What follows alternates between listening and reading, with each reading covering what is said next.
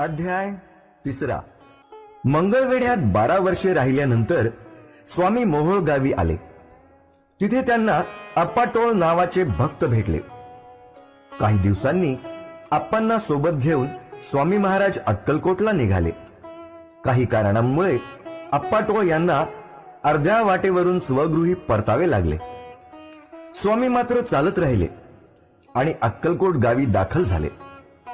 कामधेनू स्वतःहून घरी यावी तद्वत स्वामी महाराज चोळाप्पा यांच्या घरी पोहोचले. घरी आलेल्या स्वामींची चोळाप्पाने मनोभावे सेवा केली. त्यांच्या भक्तीने प्रसन्न झालेल्या स्वामी महाराजांनी चोळाप्पाच्या घरी राहण्याचा निर्णय घेतला. हळूहळू स्वामींच्या दैवी लीलांची ख्याती गावभर पसरली. काही दिवसातच महाराजांची कीर्ती राजपदी विराजमान असलेल्या मालोजी राजांपर्यंत पोहोचली.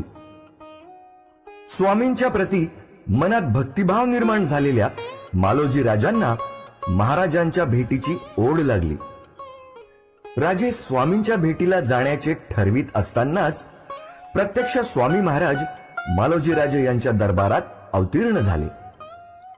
त्या क्षणी मालोजी राजांची झालेली अवस्था वर्णन करताना विष्णुबुवा थोरात लिहितात, सिंहासन खाली उतरोन राव घालीन लोटांगण, प्रेम अश्रूंनी भरले नयन, कंठ झाला सद्गदित, दृढ घातली मिठी चरणी, चरण धुतले नेत्राश्रूंनी, मग तया हस्तकी धरोनी आसनावरी बैसविले. स्वामी महाराज आणि मालोजीराज यांच्या भेटीचा वृत्तांत कथन करून विष्णुबुवा 3ऱ्या अध्यायाची समाप्ती करतात.